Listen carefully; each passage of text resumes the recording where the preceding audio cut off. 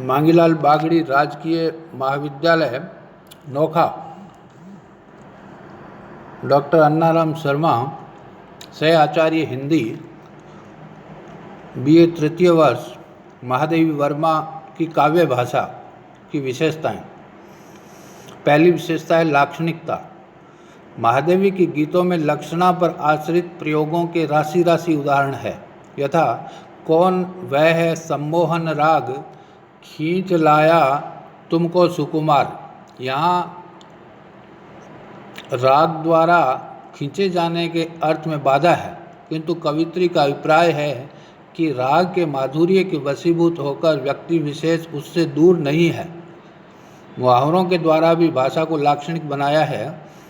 पंथ देखना, आँख में रात बिताना, मानस भर आना आदि ऐसे ही मुहावरे हैं। दूसरी विशेषता है प्रतीकात्मकता। सांकेतिकता के लिए महादेवी ने प्रतीकों का भी प्रयोग किया है। उन्होंने प्रायः दीपक, झंझावात, वीणा, तरी, पतवार, नीरदमाला, रश्मि, तरल मोती जैसे अनेक प्रतीकों को ग्रहण किया है, जो क्रमशः साधक, विघ्न बाधा, हृदय, मानव जीवन, साहस, अश्रु प्रवाह, ज्ञान की ज्योति तथा आंसुओं के लिए प्रयुक्त हुए हैं। महादेवी के सभी गीत प्रतीक प्रधान है, किंतु अपेक्षातया इस दृष्टि से दीप शिखा के गीत महत्वपूर्ण बन पड़े हैं। इसमें दीपक तथा वीणा के प्रतीक बार बार प्रयुक्त हुए हैं। ध्यातव्य है कि प्रतीक बहुलता के कारण महादेवी की भाषा अत्यंत जटिल भी हो गई है। तीसरी विशेषता है ध्वन्यात्मकता। महादेवी के गीतों में ध्वन्यात्मकता का सौंदर्य विद्यमान है। उदाहरणार्थ आलोक तिमिर, सित असित चीर, सागर गर्जन, रुनझुन मंजीर, उड़ता झंझा में अलग जाल, मेघों में मुखरित किंकिणी स्वर, अप्सरी तेरा नर्तन सुंदर। चौथी विशेषता है वक्रोक्तिगत सौंदर्य। महादेवी ने सांकेतिकता के सृजन के लिए वक्रोक्ति के विभिन्न भेदों में से वर्ण विन्यास, विशेषण, निपात आदि से संबद्ध वक्रताओं का विशेष प्रयोग किया है। एक, दो अथवा अनेक वर्णों की आवृत्ति द्वारा वर्ण विन्यास वक्रता का सौंदर्य तो उनके प्राय सभी गीतों में लक्षित है, यथा झुक झुक झूम झूम कर लहरें भरती बूंदों के मोती। पांचवी विशेषता है चित्रात्मकता एवं बिंबात्मकता। छायावाद चूंकि जड़ सामान्यता के विरुद्ध वैयक्तिकता का विद्रोह था, इसलिए उसकी प्रकृति चित्रों के अनुरूप ही थी, क्योंकि चित्र विशेष का ही बनता है, सामान्य का नहीं। महादेवी ने भी चित्र अंकित किए हैं। उनकी चित्रकला में विशेष रुचि रही। दीप शिखा के चित्र इसके प्रमाण है। काव्यगत बिंब और चित्र द्रष्टव्य है। गुलालों से रवि का पथ लीप, जला संध्या में पहला दीप, विहंसती संध्या भरी गुलाल, दृगों से झरते स्वर्ण पराग। छठी विशेषता है अलंकार विधान। महादेवी जी को कुछ अलंकार विशेष प्रिय रहे हैं, जैसे सांग रूपक। सांग रूपक का उदाहरण है धीरे धीरे उत्तर क्षितिज से आ बसंत रजनी। विशेषण विपर्य अलंकार किरणों के प्यासे चुंबन में। इसी प्रकार उपमा अलंकार है मोम सा तन घुल चुका, अब दीप सा मन जल चुका है। सातवीं विशेषता है विशेषण और निपातों का प्रयोग। महादेवी ने अनेक स्थलों पर भावपूर्ण विशेषणों के प्रयोग से विशेष्य में अपूर्व चमत्कार की सृष्टि की है।